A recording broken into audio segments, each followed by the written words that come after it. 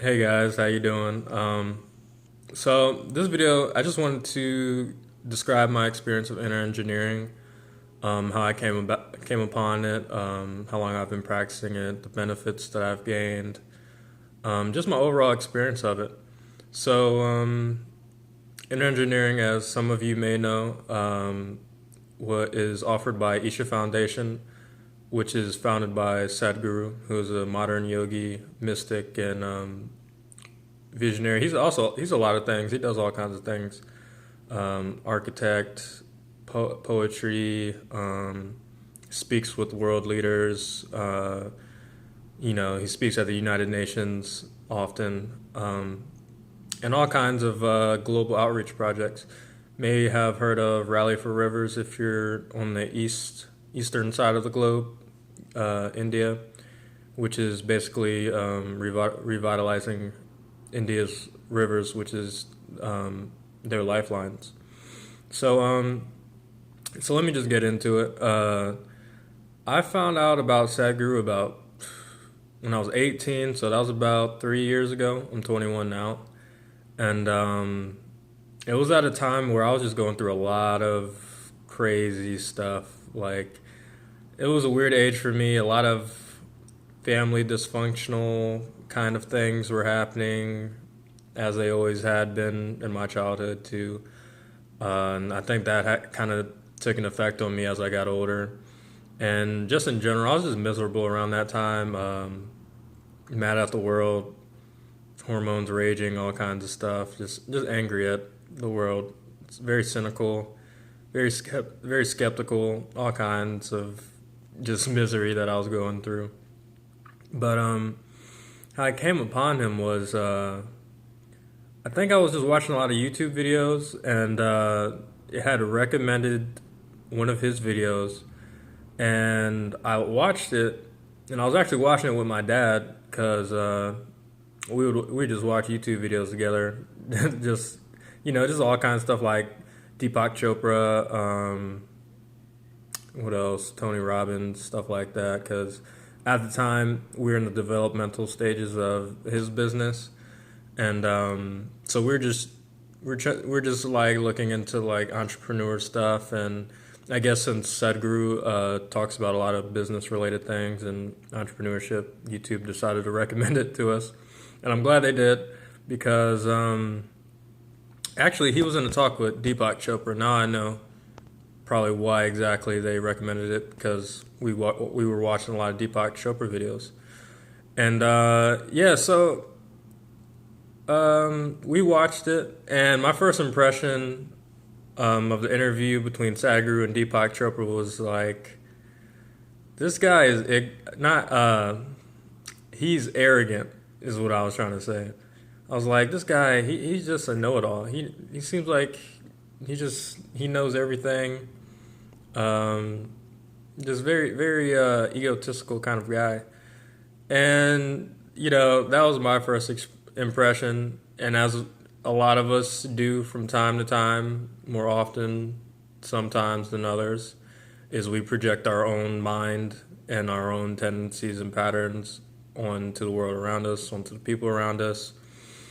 Sometimes we see things in them that aren't really there just because, our own programming or whatever, our own, whatever is in the content of our own minds. So, yeah, that's the first impression I had from him.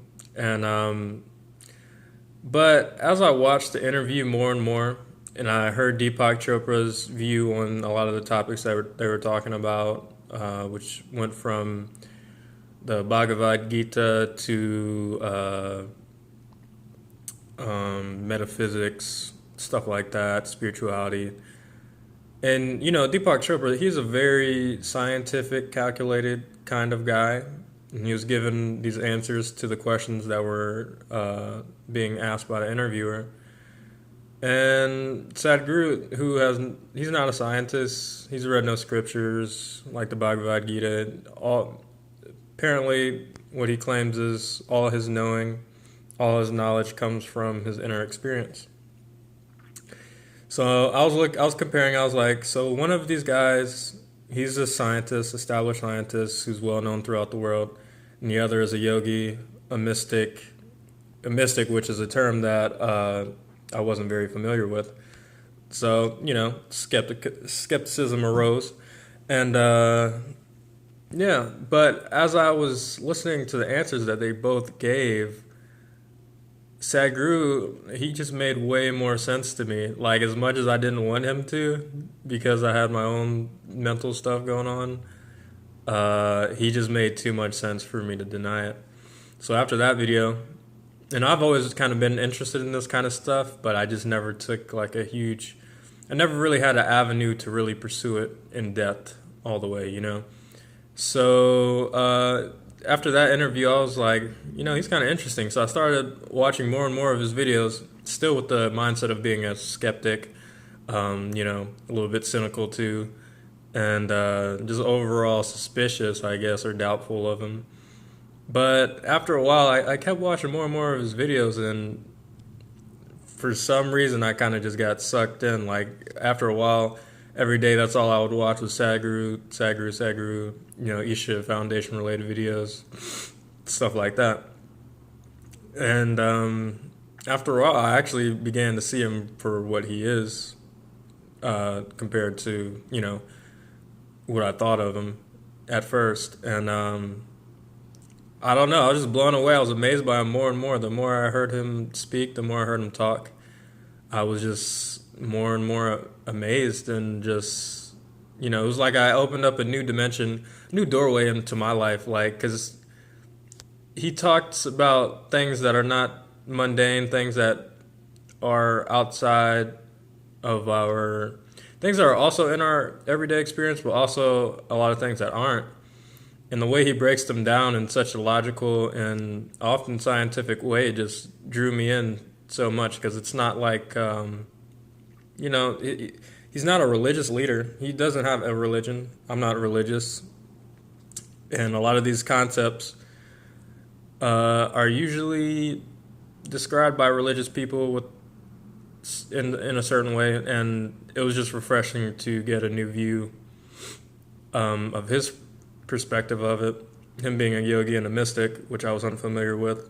I was unfamiliar with all kinds of, the whole yogic tradition of India. So it just made so much sense. I was like, this is what I've been looking for. This is what I've been looking for. And he's explaining it in such a way that, I can get the concepts intellectually, even if I haven't experienced them for myself. And, it just made too much sense. So, so eventually I was like, man, like, this is mentally stimulating. It's intellectually stimulating, but the things that he's talking about, I want to bring it into my own inner experience. And so my dad had recently started doing the Isha Kriya, which is like the basic free practice that Isha Foundation offers. It's a very simple practice. It's only about 18 minutes, depending on how you do it. And he recommended it to me, and I was like, you know what? I was still pretty skeptical, to be honest, but I just went ahead and started doing it. And I was only doing it one time a day. So how they describe that you do it is you do it either once a day for 90 days, which constitutes one mandala. Mandala means like a cycle that your system goes through, so the practice can get thoroughly integrated into your system in the best way. So I did it that way for about a month, and I was seeing the effect that it was having. The initial effects, it was very subtle at first, but it became more and more pronounced the more I did it. And then, I stopped for a while, and then a few things in my life happened that were challenging to deal with. And I could clearly tell that I was handling these situations worse.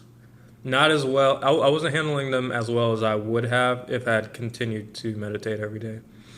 So, those were challenging times for me. So I was like, you know what, let me keep doing this meditation because it seems to be helping, even though I don't really know how it's helping, but it's making me more stable, more balanced, more just unaffected by whatever external situations may be happening in my life, whether we deem it good or bad. I just remain constant, balanced, stable, and relatively peaceful most of the time. But still, it didn't seem like enough for me. So I started doing it twice a day. So when they say for a mandala, you can either do it once a day for 90 days, which is one mandala, or you can do it twice a day for 40 days, which is also a mandala, but you're doing it twice a day, so the time is shorter. So yeah, I started doing 2 times a day, and it was like day and night. Once I started doing it 2 times a day, it was very, very more pronounced. It was way more pronounced than it had been before. And I mean, I'm sure the 90-day once a day would have become more obvious as, the time went on. But when I just geared the voltage up a little bit with doing it that extra time a day, the results came way more fast. And yeah, so I started doing it twice a day, and it's so crazy. This is going to sound insane to you, maybe, unless you've gone through it yourself, you've experienced it yourself, which many people do when they get into Isha yoga programs or meditations. But I eventually, because this is the beginning, I eventually got to a point where sometimes I'd be standing outside. I didn't have to be doing anything at all. I could just be standing outside, looking, total silence. And I would just have tears of bliss falling down my face, like just tears, and I would be so happy, and I'm like, why am I so happy right now? But I knew it was like, it's because I'm doing the practice. Like, this is a side benefit of what it is. And I was like, wow, like, that's when it finally sunk in that your happiness is not dependent on what you have, what you're doing in your life, what is outside of you. It's all generated from within, essentially.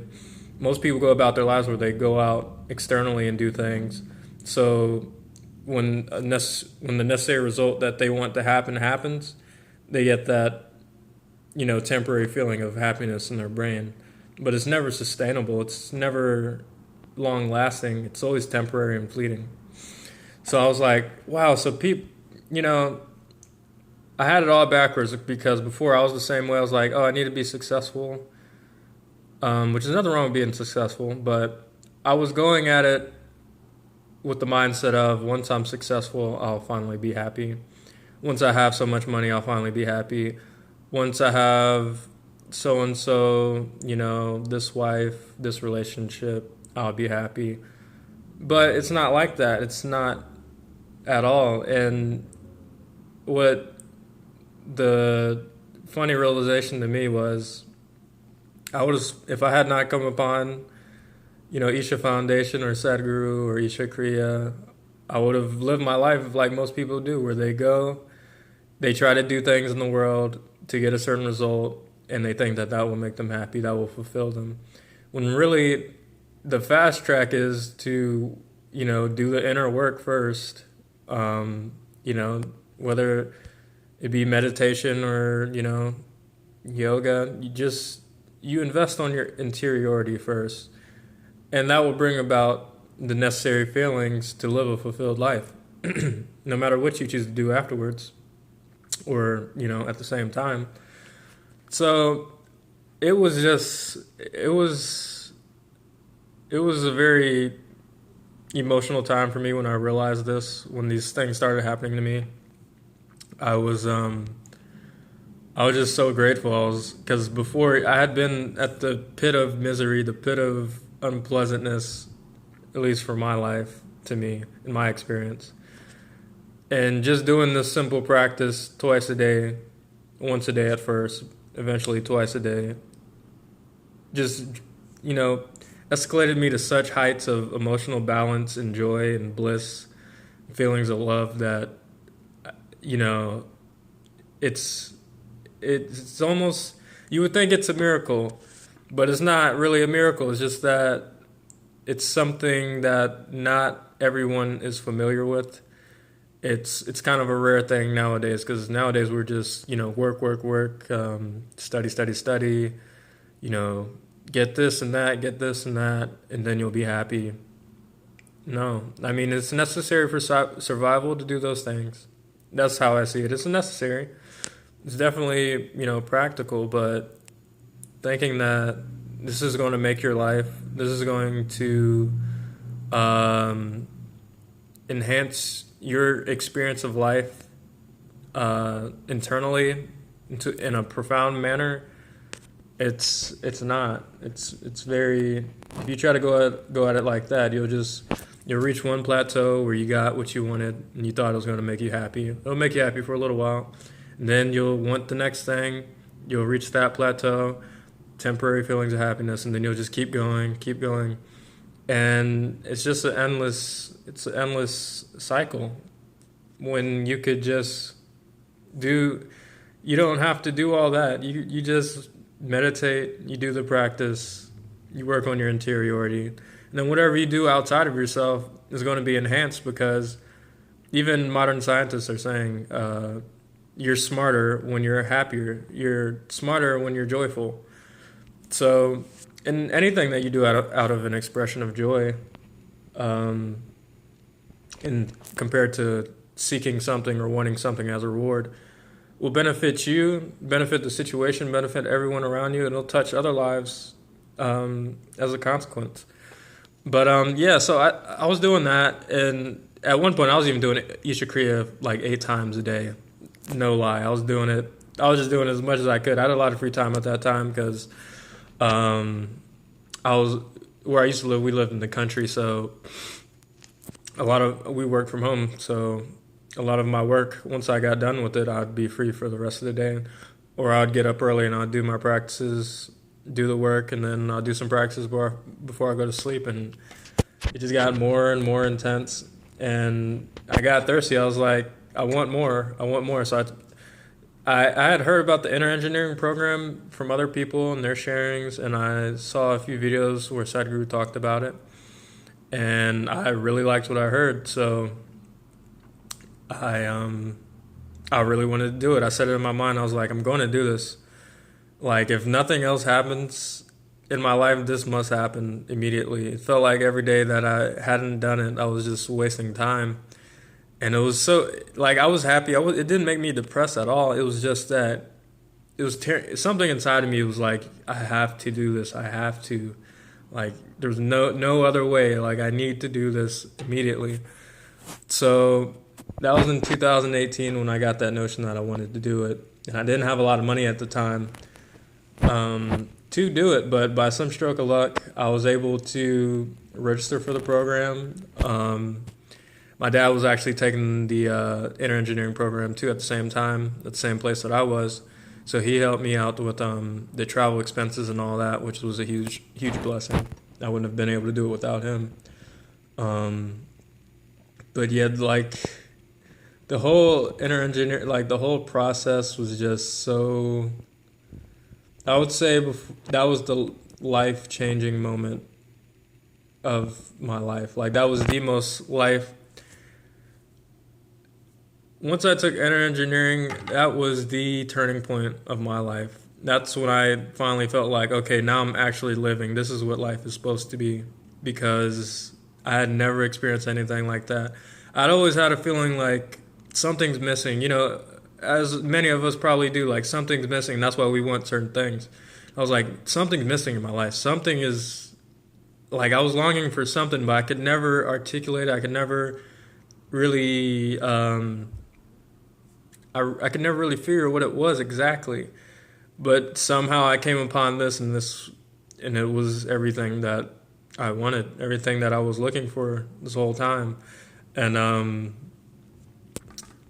yeah, and oh man, just the whole experience itself it's a blessing. It really is, and it's just such. I was just so touched by the possibility that Isha Foundation and Sadhguru was offering, because so many people, we go throughout our lives, but how many of us are really truly living? Like we're not living to the fullest. Like before I took inner engineering, and compared to how I am now after having taken it and been doing it for it's been a year since I was initiated into it, which was May 2018. It's now June 2019. It's such a world of difference. I was so miserable before. Even at times where I thought things were okay, it's still like you're not touching. I was still living in a very minuscule way. I wasn't getting the whole depth and profoundness of life. It was a very skewed offshoot of what life could be. And now going through it, and continuing to do it, it blows my mind every day. It's so amazing. Even like on days where I only can do it once a day, because it's a 21-minute practice, 21-minute meditation practice, plus the preparatory asanas, which are like the yogic postures before it, which are very simple. It doesn't take much time at all, maybe 10 minutes at most, a little bit more if you really slow it down. But yeah, I only have to do it once a day, and it's 21 minutes, and it lasts the whole day. Like, once I do it, it's so powerful. I'm so happy and ecstatic and joyful. And I feel so loving towards everyone and everything around me, where before, maybe I'm pretty sure I'd have judgments on a lot of things. Like, you know how the human mind is. As soon as you see someone that, doesn't necessarily fit into your mind frame, you cast judgments upon them. You project all these things that probably, most likely, aren't even true. Now I can just be with anyone. It doesn't matter who they are, what walk of life they come from. There's no discrimination. It's just me. And it's not even like it's another person. It's just me and me, because I see them as a part of myself. And before in engineering, I would have never thought that was possible without use of outside help, which you might, if you know what I'm talking about, you know what I'm talking about. Like, psychedelics, other substances, drugs, alcohol. And now, having gone through inner engineering, I don't have a desire for that. Before, I've been through it all. I've tried so many avenues to pursue happiness. And, they're all temporary. They work to different extents, I guess. But having gone through inner engineering, I have no desire for any of those things, which I'm not saying they're bad, but they're limited. They're not the full scope of what we're actually capable of. We don't need them. The whole point of this inner engineering and this yoga and this meditation is so you don't have to lean on outside substances, outside crutches for anything. But if you choose to do so, it's your choice. It's your discretion. You can.